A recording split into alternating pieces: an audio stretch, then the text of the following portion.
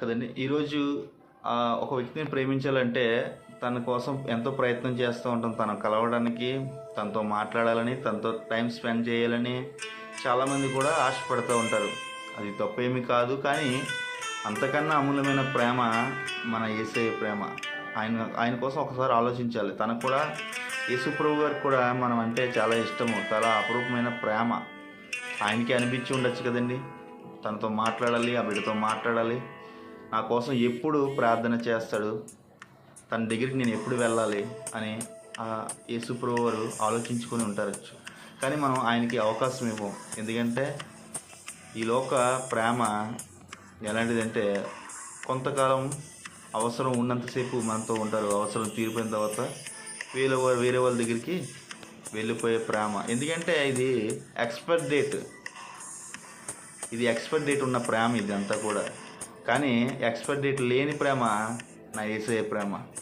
ఒకసారి ఆయన ప్రేమను మనం రుచి చూసినట్లయితే నిజంగా ఇక్కడున్న బంధాలు కానీ, ఇక్కడున్న బంధువులు కానీ ఏది కూడా శాశ్వతం కాదని అప్పుడు నిర్ధారణ మనకు కలుగుతుంది. ఎందుకంటే ఒక వ్యక్తిని మనం ప్రేమిస్తున్నామంటే తనకి ఎంతో గైడెన్స్ మనం ఇస్తాం. అలాంటిది గైడెన్స్ మనకి యేసుప్రభు గారు ఇస్తుంటే మనకి ఈలోక ప్రేమ మన ముందు ఉంటుందండి? ఉండదు.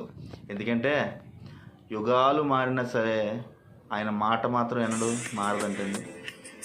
ఆయన మాట ఇచ్చే దేవుడు. ఆనాడు కూడా గెత్సెమనే తోటలో కూడా ఆయన ప్రార్థన చేసుకుంటున్నారు. ఏంటంటే మరణం ముందుంది, నేను మరణానికి సిద్ధమవుతున్నాను, నా ప్రజలు నా శిష్యులు ఏమవుతారు అని చెప్పేసి ఒక దుఃఖంతో ఆయన ఉన్నారండి. ఆ రోజున ఆయన మరణం ఆయన ముందు నిలవలేరు. అది ఆ విషయం ఆయనకు కూడా తెలుసు. కానీ ఆయన ఎందుకు దుఃఖిస్తున్నారంటే అప్పుడు దాకా ఉన్న మానవ రూపంగా వచ్చారు కాబట్టి ఒక ప్రేమ అనేది ఆయన మనుషుల్లో పెట్టారు.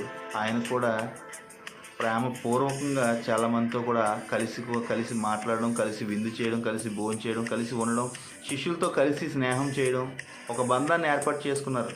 ఆ బంధాన్ని విడిచి వెళ్ళడానికి ఆయన ఎంతో బాధపడుతూ ఉన్నారు. చూసారా? అలాంటి బంధాలు మనకి ఈ రోజున దొరుకుతున్నాయండి. కుటుంబంలో అలాంటి సమస్యలు ఉన్నాయి, ఎన్నో సమస్యలు ఉన్నాయి కుటుంబంలో. మనం మంచిగా ఉంటే మన బంధం నిలబడుతుంది. మనం ఏదైనా రాంగ్ డిసిషన్ తీసుకున్నా సరే ఆ బంధం తెగిపోతూ ఉంటుంది. ఈ రోజున చాలామంది చాలా వ్యసనాలకి అలవాటు పడ్డారు. కుటుంబం ఎంటర్ అవుతుంది మధ్యలో. భార్యాభర్తలు విడిపోతున్నారు, అన్నదమ్ములు విడిపోతున్నారు. అదంతా కూడా సాతాను పెట్టే శోధన. అది యేసుప్రభు వారికి కూడా ఆ రోజు సాతాను ఉన్నప్పుడు ఆయన ప్రార్థన చేశారు. తండ్రి, ఈ గిన్నె నా నుండి తొలగించండి, అంటే ఈ పాపము నా నుండి తొలగించండి, ఈ శ్రమ నా నుండి తొలగించండి, అది నీ చిత్తమైతే అని ప్రార్థన చేశారు. ఈ రోజున అటువంటి ప్రార్థన మనం చేస్తున్నామా? మనకు కావాల్సింది అడుగుతున్నాం తప్ప యేసుప్రభు గారు కావాల్సింది మీకేం కావాలి ప్రభు అని మనం ఎప్పుడన్నా అడిగామా? ఒకసారి ఆలోచించేద్దాం. మన ప్రార్థన కూడా మార్చాలి. ఎందుకంటే మన సమస్యలు మారాలంటే మన ప్రార్థన మారాలి, మన భక్తి మారాలి, మన లోకాంశ జీవితం మారాలి. ఎందుకంటే మీరు లోకానికి ఉప్పై ఉన్నారు అని చెప్పేసి దేవుడు చెప్పారు. మనకి లోకానికి ఉప్పేవారిగా మనం ఉండాలి తప్ప, ఒకరిని వెలిగించేవారుగా ఉండాలి తప్ప ఒకరిని ఆర్పేసేవారుగా మనం ఎప్పుడు కూడా ఉండడానికి వీలు లేదండి. అందుకనే ఇవన్నీ తెలిసిన భక్తుడు ఏమనంటే పేతురు గారు రాసిన మొదటి పత్రిక 1:7 ఉంటుంది. నశించిపోవు సువర్ణ అగ్ని పరీక్ష వలన పరిశుద్ధపరిచినది కదా. చూసారా ఎంత చక్కటి మాట రాశారో? నశించిపోవు సువర్ణము అగ్ని పరీక్ష వలన. అంటే నీకు వచ్చే ప్రతిదీ కూడా నీ యొక్క అమూల్యమైన ఆత్మను ఆయన కొనుక్కున్నారండి. ఏదైతే ఆయన తయారు చేసుకున్నారో, ఏదైతే నీ కోసం ఈ భూలోకంలో నువ్వు ఏదైతే ఏలాలి అని చెప్పేసి నిన్ను ఇక్కడ స్థిరపరిచారో, నేను ఒక మాట చెప్పాలనుకుంటా ఉన్నాను. 2020లో నువ్వు పాపం చేసావు, బ్రతికో. 2021లో పాపం చేసావు, బ్రతికో. 2024లో పాపం చేసావు, బ్రతికో. 2025లో పాపం చేసావు, బ్రతికో. ఎందుకు నన్ను బ్రతికిస్తున్నావు అని చెప్పేసి 2026లో ఎప్పుడైనా దేవుడిని అడిగావా? లేదు. ఎందుకంటే ఆయన నిన్ను ప్రేమిస్తున్నాడు కాబట్టి. ఆయన నిన్ను ప్రేమిస్తున్నాడు కాబట్టే నువ్వు ఎంత పాపం చేసినా ఆయన కంటికి కనబడట్లేదు. ఆయన ప్రేమ ఎదురవుతుంది ఆయనకి మనకి మధ్యన.